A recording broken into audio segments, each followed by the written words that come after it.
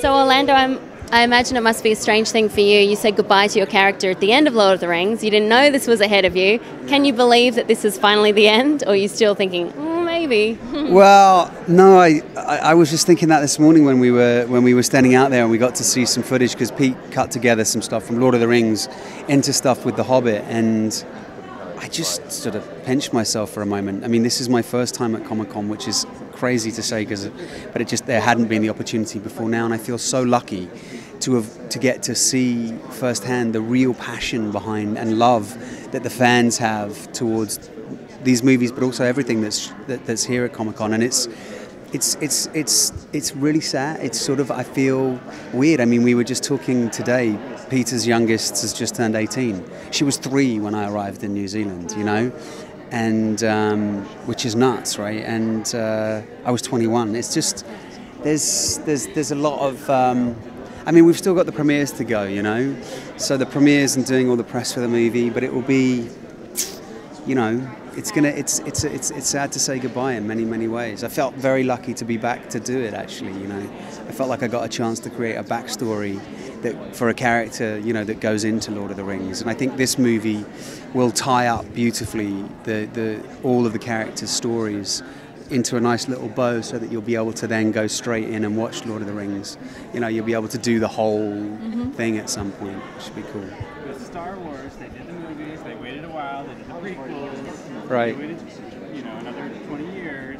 Well, the problem is that the only film rights for Tolkien's world that have been sold were the rights to the Lord of the Rings trilogies and The Hobbit. But the rest of the rights for all of the rest of his works are still held by the estate, and they have no interest in selling them. So as much as we would all love to see the Silmarillion end up on the big screen, I don't know that that's going to happen in my lifetime. Or at least not in Peter's, and that's the big one, right? It has got to happen in his. Yeah.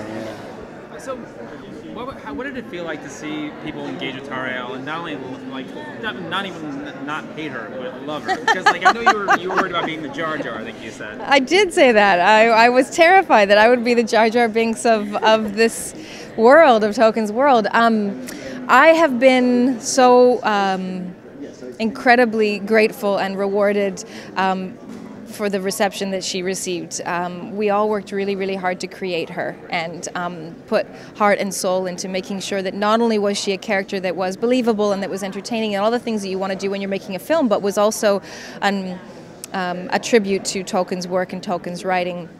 And so the fact that Tolkien fans, for the most part, not all of them, have put their stamp of approval on the character means a lot to me.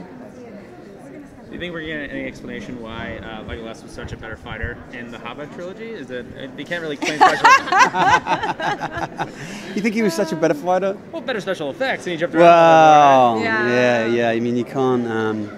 Yeah, it's amazing, really, isn't it? I mean, I don't even know how to answer that. Yeah, that's the problem with doing it backwards. Yeah, if you do the second or the first film second, you've got better technology to work with. Yeah. And Peter likes to play, right? I mean, he's Mr. Special Effects. He loves it, and you know, he does create these moments. I mean, I kind of, when I signed up to do The Hobbit, I was really kind of like Evie. I was worried about how fans would respond to that, because he's not in the books per se, but it's very feasible that he'd be there. And what was great was the opportunity to do a backstory and to play with the character without.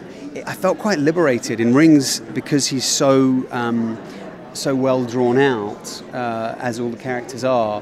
You know, that was quite restricting in a way. You know, I mean, I think what Evie did so well with Tariel was she got to play a character who was created out of Peter and Fran and Philippa's minds, and you know, they are brilliant at bringing this world to the screen, and I think it was important. It was a gamble, but I think it paid off, and you know, it was a gamble to have Legolas, and you know, but it's all kind of paid off. It's been great, you know, been very lucky.